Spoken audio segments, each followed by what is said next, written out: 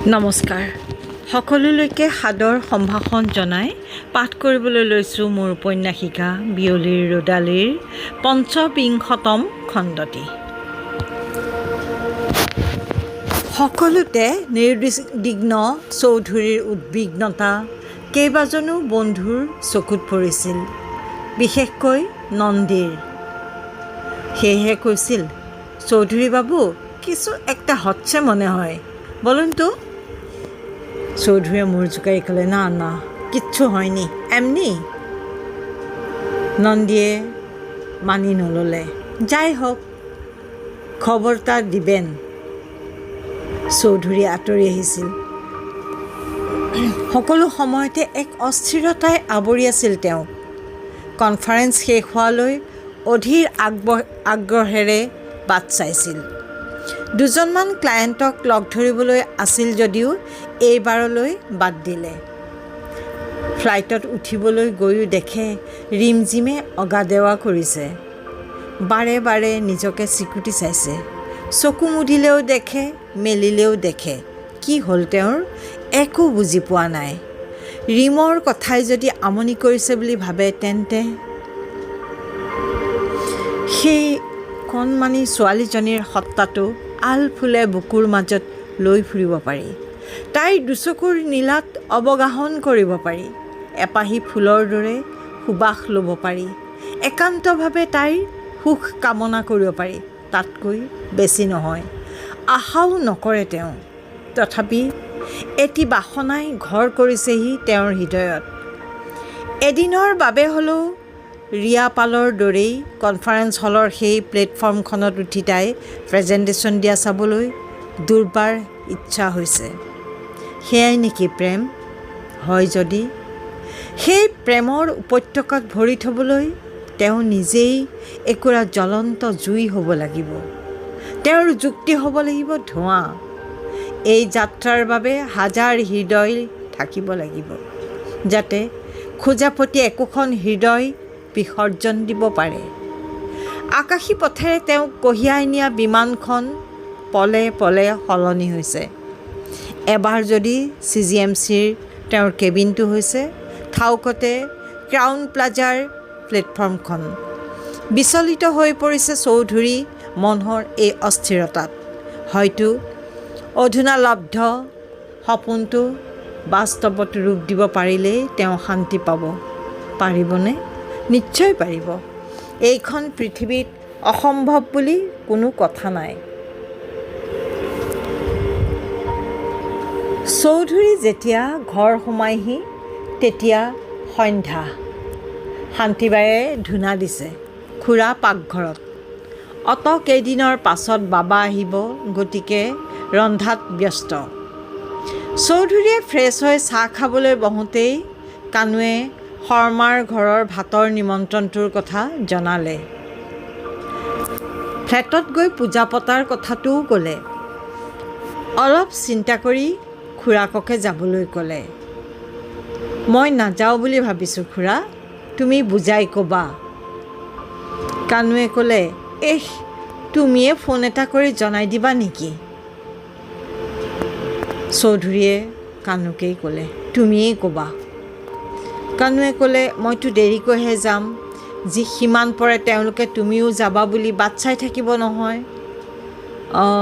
কথাটো হয় বাৰু। ফোনটো কৰিম বুলি খুৰাকক ক'লে যদিও চৌধুৰীৰ ঠেৰুগেৰু লাগিছে। শৰ্মাই ধৰিলেতো ভালেই। যদিহে ৰিমে ধৰে ফোনটো, তেতিয়া তেওঁ কি ক'ব? যিহে ছোৱালী, নেযাওঁ বুলি ক'লে আগৰ কেইটা ঘটনাৰ দৰে যদি ৰণচণ্ডী হয়, তাইক দুখ দিবলৈও মন নাযাব। খুৰা, ফোনটো লগোৱাচোন তেওঁলোকলৈ, কথা বাৰু ময়ে পাতিম। কানুৱে ৰিং কৰিলে। বাবা, ৰিং হৈছে, ধৰা। চৌধুৰীয়ে কিছু সময় নুশুনা ভাওজুৰি থাকিলে। মনে মনে কোনে ধৰে তাকে চালে। কানুৱেই ধৰিলে। হেল্ল', শৰ্মাদেউ নেকি? হয়, মই কানুৱে ক'লোঁ। লোৱা বাবা, ধৰা। এইবাৰ চৌধুৰীয়ে ফোনটো ধৰিলে। হেল্ল', নমস্কাৰ, মই বিমল চৌধুৰী। শৰ্মাই সিপাৰৰ পৰা ক'লে, আপুনি দিল্লীৰ পৰা কেতিয়া পালেহি? ভালনে? ভাল ভাল, সন্ধ্যা পালোহি। আপোনালোকৰ ভাল নিশ্চয়। আপোনাৰ নিমন্ত্ৰণৰ কথা খুৰাই কৈছে। শৰ্মাই বিনয়েৰে ক'লে, একো আয়োজন কৰা নাই। আপোনালোক দুজন আহিলে আমাৰ ভাল লাগিব। তাতে মোৰ ডাঙৰ ছোৱালীজনীও আহিছে। তাই আপোনাৰ লগত চিনাকি হ'বলৈ বৰ আশা কৰিছে। চৌধুৰীয়ে লাহেকৈ ক'লে, হয় নেকি? আপোনাৰ নিমন্ত্ৰণৰ বাবে ধন্যবাদ, কিন্তু মোৰহে যাবলৈ অলপ অসুবিধা হ'ব। যথেষ্ট ভাগৰ লাগিছে। বেয়া নাপায় যদি অনুৰোধ এটা কৰোঁ। শৰ্মাই সুধিলে, কওকচোন। আপোনালোকে এদিন আহকচোন, সকলোতে এসাঁজ খোৱাকৈ। তেতিয়া তেখেতৰ লগতো চিনাকি হোৱাটো হ'ব। শৰ্মাই সন্মতিসূচকভাৱে ক'লে, ঠিক আছে বাৰু। পিছে কানুৰ হাততে আপোনাৰ ভাত সাজ দি পঠাম। অসন্তোষ নকৰি গ্ৰহণ কৰিব। বিমলে সমৰ্থন কৰিলে, নিশ্চয়। বাৰু এতিয়া ৰাখোঁ। Good night. Good night. ফ্লেটটো পোৱাৰ পাছত প্ৰফুল্লতাত জিলিকি উঠা ৰীমৰ মুখখন চাবলৈ তেওঁৰ বৰ হেঁপাহ হৈছিল বাবেই প্ৰস্তাৱটো দিলে। তেওঁ ভাত খাবলৈ নোযোৱাৰ সিদ্ধান্তটো ৰীমৰ লটাৰীৰ কথা ভাবিয়েই ল'লে। কাৰণ অফিচৰ মানুহখিনিৰ ওচৰত কথাটোৱে অন্য এটা ৰূপ পাব। লটাৰীক কেন্দ্ৰ কৰি আণ্ডাৰ কাৰেণ্ট এটা নিশ্চয় চলিছে। তেওঁ নিজেও আচৰিত। লটাৰী একেবাৰে ট্ৰেন্সপাৰেণ্ট। তথাপি তেওঁ বিচৰা ধৰণেৰে কেনেকৈ হ'ল, কানু খুৰাই কি যাদু কৰিলে ভগৱানেহে জানে।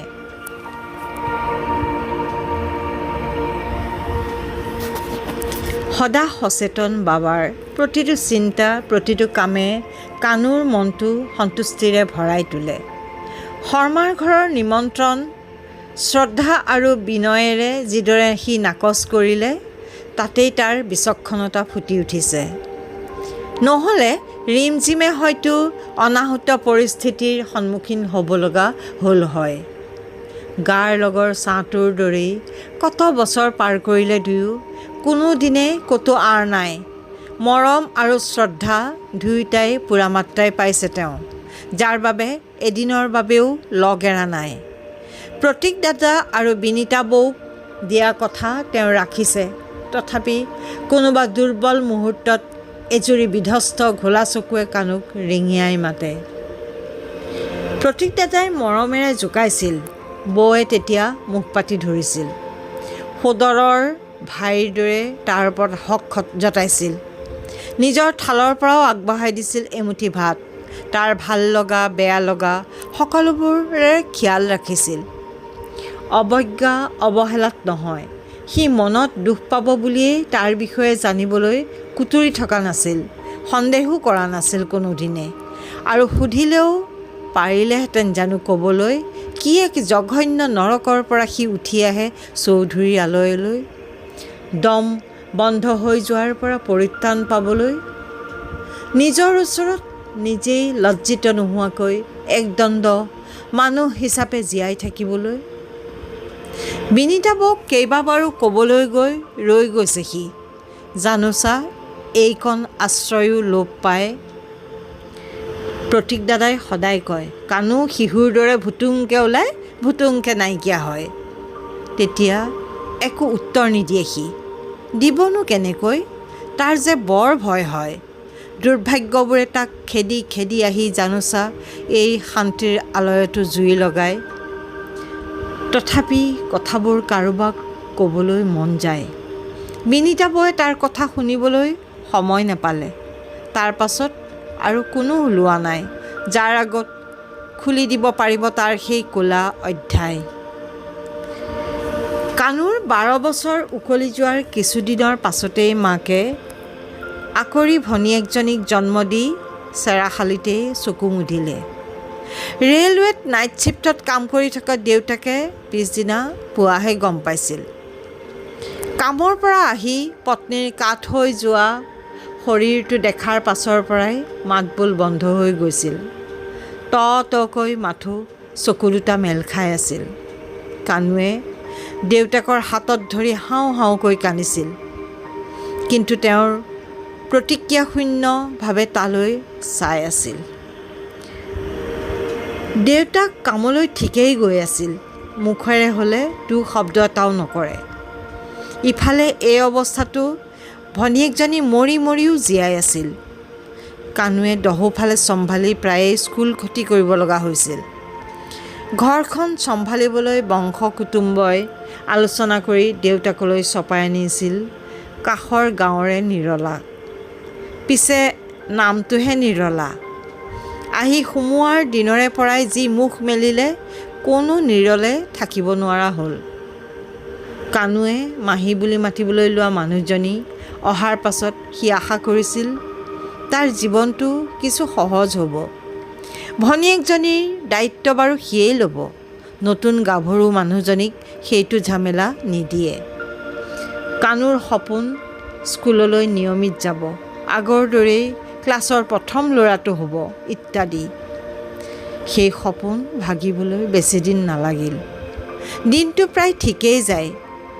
ৰাতি বাঢ়ি অহাৰ লগে লগে মাহীয়েক তেজ পিবলৈ নেপাই বলীয়া বাঘিনীৰ দৰে হয়।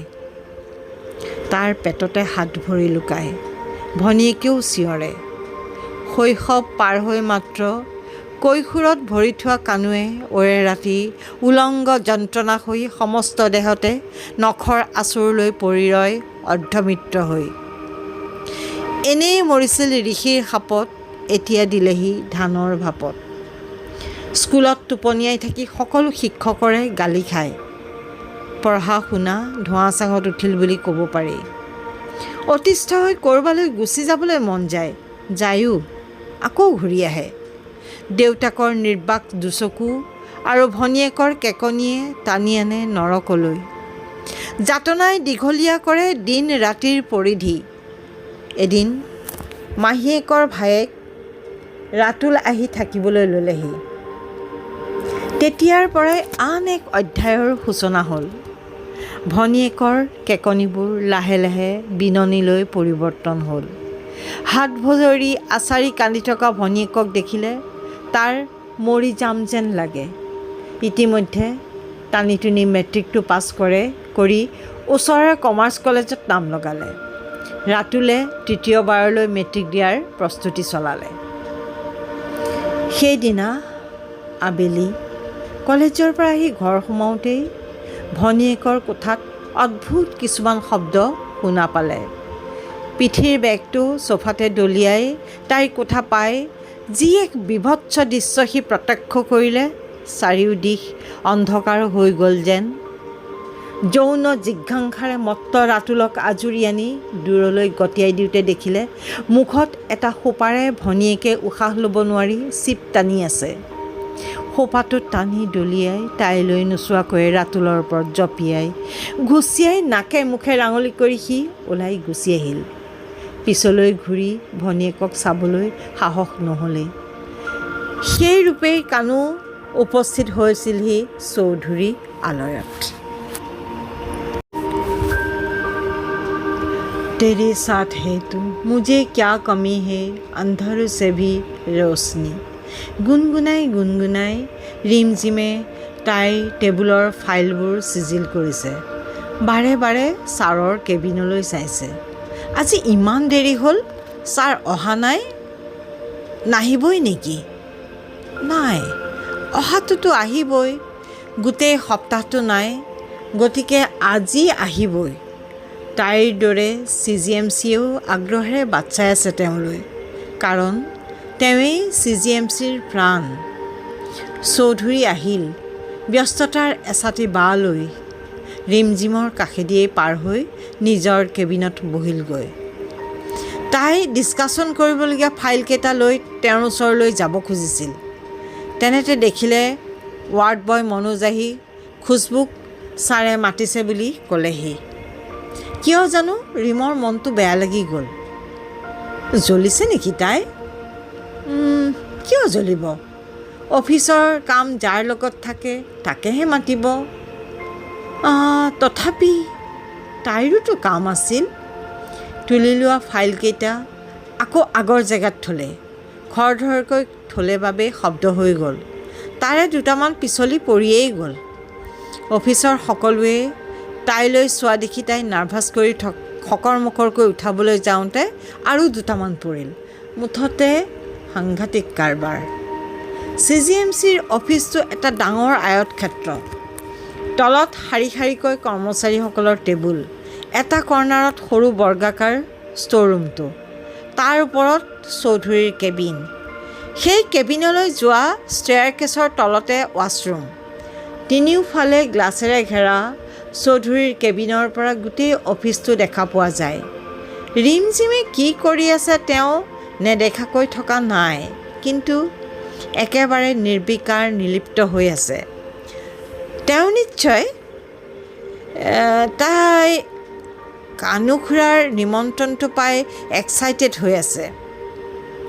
খুচবুক প্ৰয়োজনীয় নিৰ্দেশ আৰু কেইটামান কাৰেকশ্যনত চিন দি পঠিয়াই চৌধুৰীয়ে কনফিডেঞ্চিয়েল ডকুমেণ্টছ ৰখা লকাৰটো খুলিবলৈ উঠি গ'ল। যাওঁতে দেখিলে ৰীমৰ ডাৱৰীয়া মুখ। এবাৰ মাতিব নেকি বুলি ভাবিও বাদ দিলে।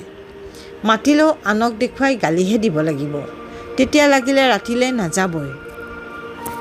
লকাৰটো খুলি দেখে লটাৰী খেলোৱা ফুলাম বাকচটো সোমাই থোৱা আছে। নিশ্চয় খুৰাৰ কাম। বাহিৰলৈ উলিয়াই থ'বলৈ লওঁতে এনেই লিৰিকি বিদাৰি চালে। টিকটৰ কাউণ্টাৰ ফাইলবোৰ সিঁচৰিত হৈ আছে। লগতে আন এজাপ কাউণ্টাৰ ফাইল জেম ক্লিপ দিয়া আছে। ভালকৈ চাই দেখে সিঁচৰিত হৈ থকাখিনিত চবতে এটাই টিকট নাম্বাৰ আৰু এনৰলমেণ্ট নাম্বাৰ 17। লগে লগে কানুখুৰাৰ লটাৰীৰ যাদু তেওঁৰ চকুত স্পষ্টকৈ ধৰা দিলে।